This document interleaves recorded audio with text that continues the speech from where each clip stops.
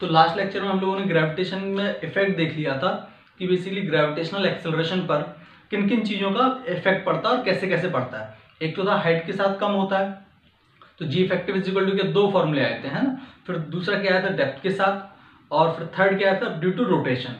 ठीक है, इन तीनों चीज़ों में, और उस पर हमने क्वेश्चन भी कर लिए थे। अब इसमें एक और चीज़ देखते हैं, डिस्कस करते हैं, जो हम काइनेमेटिक्स में सीखते थे उससे थोड़ी सी डिफरेंट है। कैसे, ध्यान समझो। जैसे मैं आपसे बोलता कि एक ऑब्जेक्ट को सपोज RE/4 हाइट से, RE is what, radius of the earth. इस पूरे चैप्टर में ME लिखूं तो mass of the earth, and RE लिख दिया तो रेडियस ऑफ द अर्थ समझ लेना है। ये अपना ग्राउंड बेसिकली अर्थ है। ये ऐसे एक ऑब्जेक्ट को यहां से ड्रॉप किया है ना। ड्रॉप किया मतलब इनिशियल स्पीड 0 है। तो अगर मैं आपसे बोलूं कि ये किस स्पीड से ग्राउंड को हिट करेगा, तो आप पहले क्या किया करते थे? आप पहले बोलते सर इसमें क्या है, v² = u² + 2s। तो आप अप्लाई कर दोगे v² = 2 × g × RE/4, और ये √ ऐसे ले लेंगे, बोल दो इस स्पीड से हिट करेगा। रियलिटी में ऐसा कर नहीं सकते हैं आप। क्यों? क्योंकि ये इक्वेशन तभी अप्लाई करते थे v² = u² + 2s जब g कांस्टेंट हो। RE/4 हाइट पर क्या g कांस्टेंट है? नहीं। तो फिर इसको ऐसे सॉल्व करना पॉसिबल नहीं। ये गलती है, फिर भी स्टूडेंट कर देते हैं, ये गलत अप्रोच है। तो अब बात पहले ये समझ में आया एरर क्या है।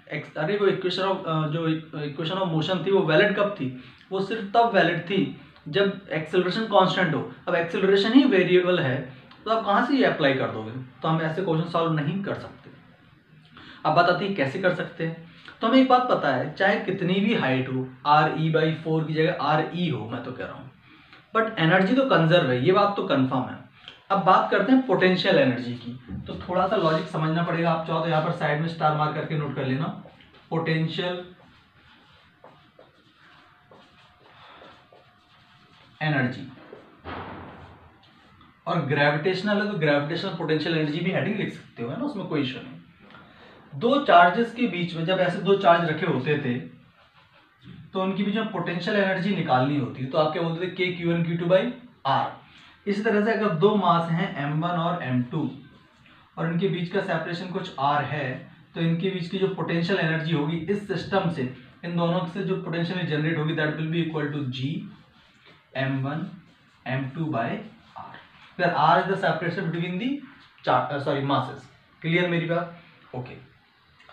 तो एनर्जी कंजर्वेशन, तो सोचो ये दो सिस्टम है। कौन कौन से दो हमारे मास पार्टिकल है? एक तो अर्थ है इस तरह से,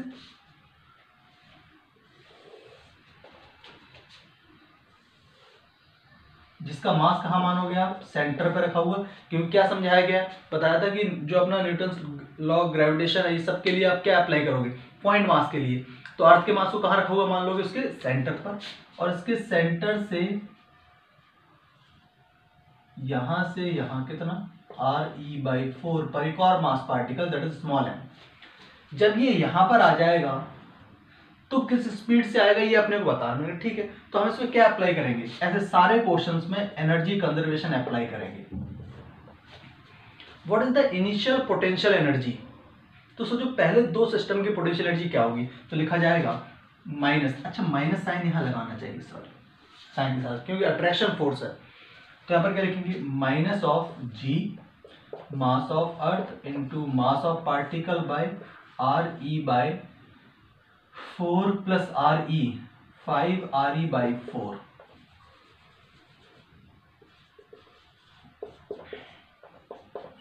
प्लस 0। 5 RE/4 क्लियर है। और 0 किसके लिए? काइनेटिक एनर्जी, क्योंकि उस टाइम पर स्पीड क्या है? 0। ओके। उसके बाद क्या ये आके जब सरफेस से टकराएगा तो कुछ स्पीड से टकराएगा? बिल्कुल सही बात है, तो लिख दिया 12 mv²। पर जब सरफेस पे आ जाएगा तब भी एक सिस्टम बनेगा। किस किस का सिस्टम? एक तो स्फेरिकल बॉडी अर्थ, और दूसरा मास पार्टिकल। तो इसकी पोटेंशियल एनर्जी क्या हमें लिखनी चाहिए? माइनस ऑफ G, यहाँ बनेगा नहीं, मैं यहाँ साइड में लिख देता हूँ, minus of G mass of earth into mass of particle upon RE। अब क्या करेंगे, अपने को स्पीड चाहिए तो इसको इधर लेके आएंगे तो हो जाएगा g mass of earth into m by R E minus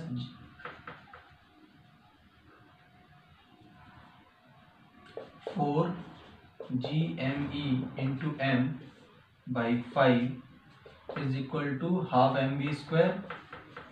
m सब जगह से कैंसिल आउट हो जाएगा, बस ये सिंप्लीफाई कर देंगे और कुछ भी नहीं।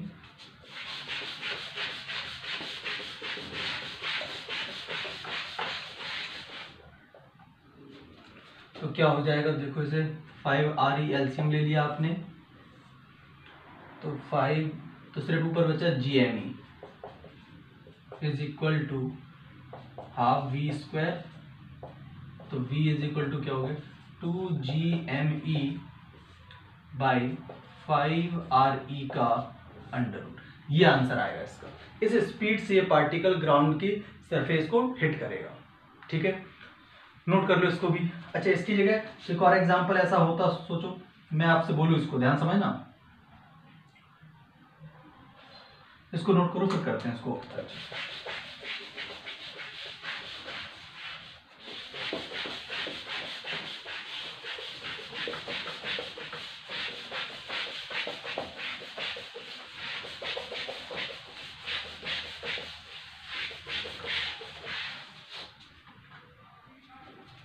इसकी जगह आपसे ये बोल दिया जाता कि एक पार्टिकल को हमने प्रोजेक्ट किया 5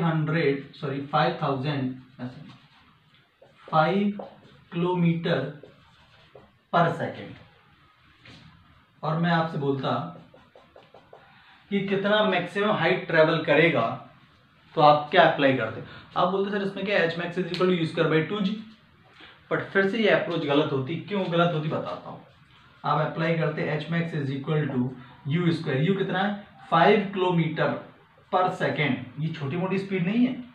एस्केप वेलोसिटी होती है, इसके आगे मैं पढ़ाऊंगा, दैट इज 11.2 किलोमीटर पर सेकेंड। मतलब किसी भी चीज को अगर हम 11.2 किलोमीटर पर सेकेंड से प्रोजेक्ट करें तो वो अर्थ की ग्रेविटेशनल फील्ड से बाहर चली जाएगी। जो सैटेलाइट्स वगैरह जो लॉन्च किए जाते हैं उनको इतनी थ्रस्ट फोर्स जनरेट कराते हैं कि वो ग्रेविटेशनल फील्ड को क्रॉस करे। बेसिकली जब हम कोई चीज फेंकते हैं तो जो ग्रेविटेशनल फोर्स ऑफ अट्रैक्शन होता है वो उसको नीचे बुला लेता है। बट सोचो मैं इतनी तेज रफ्तार से फेंक रहा हूं कि एक ऐसी स्पीड जनरेट कर दी जो इस ऑब्जेक्ट को इसकी ग्रेविटी के फील्ड से ही बाहर ले जाए। मतलब कहां ले जाएगा, अब वो सीधा जाके इन्फिनिटी पर, तो वो ऑब्जेक्ट कहीं वापस आने वाला नहीं है। तो अगर हम ये 5 किलोमीटर पर सेकेंड 11.2 से लगभग आधी है, लेकिन इतने में सोचो कितनी हाइट पे जाएगी, 2-4 किलोमीटर या बहुत ऊपर, बहुत ऊपर। और बहुत ज्यादा ऊपर के लिए जी कांस्टेंट नहीं होता है। आप इसको अगर H max is equal to U square मतलब 5 इंटू 10 टू द पावर 3 का स्क्वायर बाई 2 इंटू 10 से सॉल्व कर रहे हैं, तो ये गलत अप्रोच है। आप इससे एच मैक्स का वैल्यू निकाल के देखो, बहुत ज्यादा आएगा। तो ऐसे सॉल्व नहीं कर सकते आपको। अब आपके मन में सर हमें कैसे पता चलेगा ये क्वेश्चन ग्रेविटेशनल का है या फिर काइनेमेटिक्स का? ऐसा कंफ्यूजन कभी नहीं आएगा। आप काइनेमेटिक्स का कोई बुक का कोई भी क्वेश्चन उठा के देख लो, आपको हमेशा फेंकी गई स्पीड मीटर पर सेकंड में मिलेगी। मैक्सिमम मिलेगी 500 मीटर पर सेकंड, मतलब मैक्सिमम में किसी अच्छी बुक में मिलेगा, आपको किसी बुक में नहीं मिलेगा। हाँ, लेकिन जब स्पीड किलोमीटर पर सेकंड में आ जाए, डिस्टेंस रेडियस ऑफ अर्थ की हाफ, 1/4, 1/6, 1/8 ऐसी आ जाए, तो जाहिर सी बात है वो क्वेश्चन किसका, ग्रेविटेशन का है। ठीक है, चलो अब यहां पर एक बात सोचो, फिर इस क्वेश्चन को कैसे सॉल्व करोगे? वापस से एनर्जी कंजर्वेशन से। तो क्या बोलेगा energy conservation? Initial potential minus GME into mass of particle upon RE plus half into m into 5 into 10 to the power 3 का स्क्वायर इज इक्वल टू, कहीं तो पहुंच जाएगा, तो हम लिखेंगे minus of GME into m upon RE plus H plus जहां पहुंचेगा वहां काइनेटिक एनर्जी जीरो हो जाएगी। अब इस इक्वेशन को सॉल्व करेंगे तो देखो H का वैल्यू निकल आएगा, क्योंकि RE का वैल्यू रख देंगे हम 6400 किलोमीटर, और m देखो स्मॉल m कैंसिल आउट हो जाएगा, मास ऑफ अर्थ गिवन होगा, g का वैल्यू पता होता है। इतने टिपिकल क्वेश्चन आते नहीं है, बट फिर भी अप्रोच पता होनी चाहिए अपने को। ठीक है, तो इस क्वेश्चन को ऐसे नहीं करना, ये बात कंफर्म हुई। ऐसे क्वेश्चन को सिर्फ किससे कर सकते हैं हम? एनर्जी कंजर्वेशन से। ये नोट करो। इसके आगे बहुत इंपॉर्टेंट हेडिंग में आपको बताता हूँ जो बहुत बार एग्जाम में आ भी चुकी है।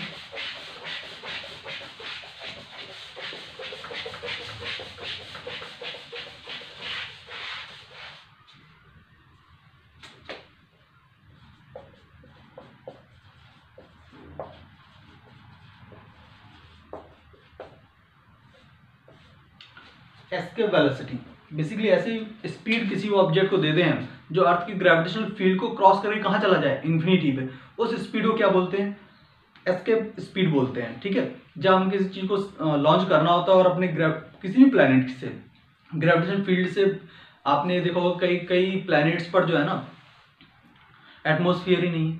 क्यों नहीं है? क्योंकि इसके जो पार्टिकल्स हैं एटमॉस्फेयर के, जो भी गैसेज हैं उनके जो पार्टिकल्स हैं उनकी रफ्तार उसकी एस्केप वेलोसिटी से ज़्यादा है। अब सोचो अगर एस्केप वेलोसिटी ज़्यादा तो वो वहाँ पर प्लैनेट पे रुकेंगे क्यों, वो तो इनफाइनाइट पे चले जाएंगे। हमारे जो सराउंडिंग पार्टिकल उनकी स्पीड हमारे अर्थ प्लैनेट के लिए, हर प्लैनेट की एस्केप वेलोसिटी अलग अलग होती है ना। जैसे हमारे प्लैनेट के लिए कितनी है, 11.2 किलोमीटर पर सेकंड। चाहो तो आप लिख लो, अभी मैं लिखाऊंगा नोट कराई दूंगा यहाँ पर। ठीक है, अब वो कैसे करते हैं, क्या क्या चीज़ें उसको समझते हैं। हमें एक बात समझ में आ गई कि किसी भी प्लैनेट के लिए इसके वेलोसिटी वो वेलोसिटी होती है, उससे जब हम वी ई से डिनोट करेंगे, वी एस्केप, इससे अगर हम ऑब्जेक्ट को फेंक दें तो वो सीधा कहाँ जाकर रुकेगा, इन्फिनिटी पे रुकेगा। ये बात हमें समझ में आ गई। तो सोचो एनर्जी तो कंजर्व है, हमें ये बात समझ आती है। What is the initial potential energy, minus G M E into mass of particle, mass of planet मत समझ लेना, सिर्फ स्मॉल एम लिख देता हूँ। स्मॉल एम मतलब mass of particle upon R E, initially तो यहाँ पर, plus half of M V square is equal to, जब इन्फिनिटी पे चला जाएगा तो वहाँ स्पीड क्या हो सकती है, जीरो, और पोटेंशियल जी तो वहाँ क्या ऑब्वियसली हो जाएगी जीरो, क्योंकि इनफाइनाइट का सेपरेशन क्रिएट हो जाएगा दोनों के बीच में। इस एम से एम कैंसिल आउट हो जाएगा, V square is equal to क्या आ जाएगा, 2GME बाय RE का अंडर रूट। आप ध्यान से देखो तो जी तो हर एक प्लैनेट के लिए फिक्स है, बट ME और RE दूसरे प्लैनेट के लिए क्या हो जाएगा, MP RP, mass of the planet and radius of the planet. तो आपको समझ आ रही है जो वेलोसिटी आ रही है, इस वेलोसिटी को ही बोलते हैं एस्केप वेलोसिटी, और ये हमारी अर्थ सरफेस के लिए होती है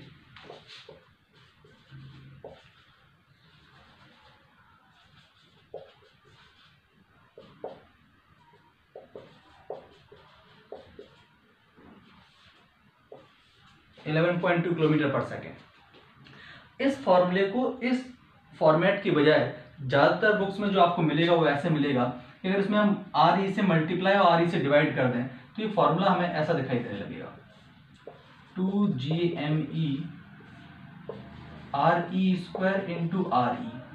अगर हम RE से मल्टीप्लाई और डिवाइड कर देंगे तो ऐसा हो जाएगा कि GME बाई RE स्क्वायर। कुछ सुना सा लग रहा है, क्या है बताओ, small g gravitational acceleration, then it will be equal to under root of 2GRE। इस तरह से याद रखा जाता है ये फॉर्मूला, है ना। RE अर्थ के लिए लिख रहा है इसलिए अर्थ के लिए, अगर मैं किसी और प्लेनेट के लिए बात करता तो उस प्लेनेट का ग्रेविटेशनल एक्सेलरेशन और उस प्लेनेट की रेडियस आ जाती। ठीक है, आप ये बात नोट कर लिया करो कि अगर किसी भी जनरल प्लेनेट के लिए हम एस्केप वेलोसिटी का फॉर्मूला याद रखें तो हम याद क्या करते हैं, अंडर रूट 2GR, बट जी किसका, उसी प्लेनेट के लिए जिसकी बात हो रही है, और वहां पर क्या रखेंगे, रेडियस भी उसी प्लेनेट की। ऐसा नहीं हर जगह अर्थ की रेडियस और अर्थ का ग्रेविटेशन रख दिया और किसी भी प्लेनेट से एस्केप वेलोसिटी निकाली, नहीं, ऐसा नहीं करते। जिस प्लेनेट के लिए एस्केप वेलोसिटी निकाली उस प्लेनेट का ग्रेविटेशनल एक्सेलरेशन, क्योंकि ग्रेविटेशनल एक्सेलरेशन आया कहां से, इस चीज को बोल रहे हैं। क्लियर मेरी बात, इसको नोट कर लो फिर आगे बढ़ते हैं।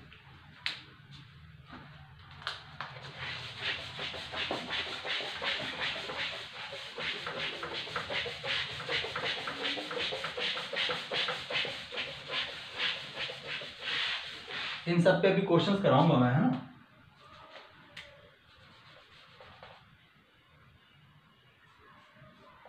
बट उससे पहले जो चीजें हमने पहले भी पढ़ रखी हैं उनको थोड़ा सा रिवाइज कर लेते हैं। अब देखो मैंने बहुत सारे फॉर्मूले आपको पढ़ाए थे इलेक्ट्रोस्टैट में, वो कुछ फॉर्मूले जो हमारे काम के ना वो मैं सारे रिवाइज करा देता हूँ, फिर इस पर क्वेश्चन कैसे आते हैं वो सॉल्व करेंगे हम, है ना। तो अगर आपको याद हो तो अगर हमारा सॉलिड स्फीयर है और सॉलिड में हम कौन सी बात करेंगे आपको याद ही होगा, सॉलिड नॉन कंडक्टिंग। आप अपने हिंट के लिए लिख लो सॉलिड नॉन, क्योंकि हमारा अर्थ भी कैसा है, सॉलिड नॉन कंडक्टिंग स्फीयर है एक तरह से। इसके सेंटर से, अर्थ के सेंटर से किसी डिस्टेंस स्मॉल आर पर, अगर इस अर्थ, क्या अर्थ के पास मास है, बिल्कुल, क्या इसकी वजह से यहां कोई ग्रेविटेशनल फील्ड जनरेट होगी, ये वैसी बात है, याद करो जब सॉलिड नॉन कंडक्टिंग स्फीयर पढ़ा था उसकी वजह से क्या आउटसाइड पॉइंट पर कोई इलेक्ट्रिक फील्ड जनरेट होती थी, हमने फॉर्मूला भी याद किया था और शॉर्ट ट्रिक बनाई थी, for any outside point sphere will behave like a point charge placed at its mass. तो इसी तरह से अगर मुझे इस स्फीयर की वजह से यहाँ पर ग्रेविटेशनल फील्ड, जिसे हम ई जी ऐसे लिखेंगे, ई से डिनोट कर देते हैं, ई क्या है, ग्रेविटेशनल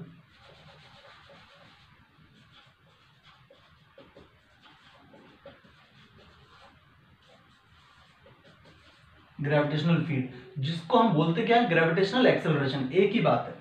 तो ग्रेविटेशनल फील्ड कब, जब स्मॉल आर रेडियस से ज्यादा हो, उस केस में क्या लिखा करते थे, क्या हम लिखेंगे K Q by R square for any outside point sphere will behave like a point charge. तो हम इस जगह मान लेते, तो sphere will behave like a point mass placed at centre यहाँ पर, और किसी भी चार्ज की वजह से किसी पर्टिकुलर डिस्टेंस पे इलेक्ट्रिक फील्ड क्या होती थी, के क्यू बाई आर स्क्वायर।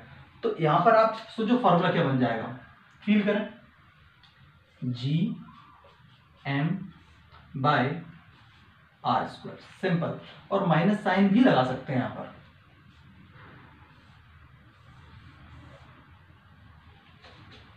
ठीक, अच्छा एक छोटी सी बात बताता हूं, अच्छा मान माइनस साइन नहीं लगाना है आपको, मैं आपसे बोलूं कि इस चार्ज की वजह से, ये Q1 चार्ज है, इस पॉइंट पे इलेक्ट्रिक फील्ड बताओ, तो कैसे बताते थे, K Q N by R square,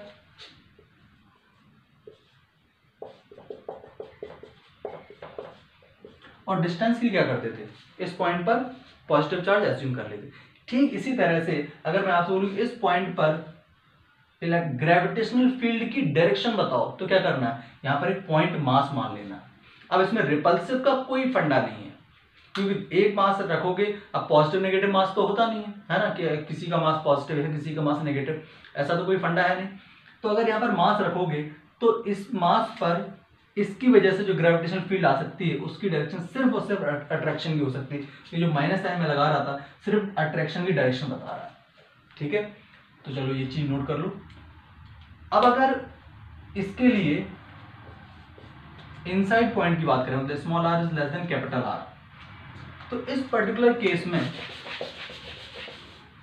value क्या आती थी, वैल्यू आती थी E is equal to K Q small R upon capital R Q, यही से रेट आया था, K Q small R upon capital R Q. यहां पर क्या हो जाएगा, G M small R upon capital R Q, R क्या है, रेडियस ऑफ द अर्थ, और माइनस साइन भी यहां फिर से लगा सकते हैं इस तरह से। माइनस साइन वापस से मैं फिर बता रहा हूं, क्या बता रहा है, सिर्फ डायरेक्शन बता रहा है, आप चाहो तो उसको हटा भी सकते हो, कोई इशू नहीं है उसमें। क्लियर मेरी बात, क्योंकि आपने को मैग्नीट्यूड पता है और डायरेक्शन तो हम कॉमन सेंस से देख लेते हैं।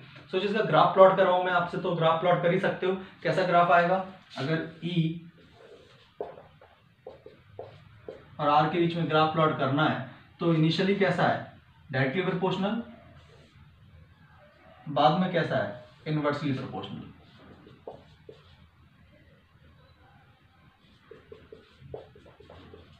ये इसका ग्राफ कंप्लीट हो गया, ठीक है। तो स्क्रीन स्टॉप करके इसे नोट करो, फिर आगे बढ़ते हैं।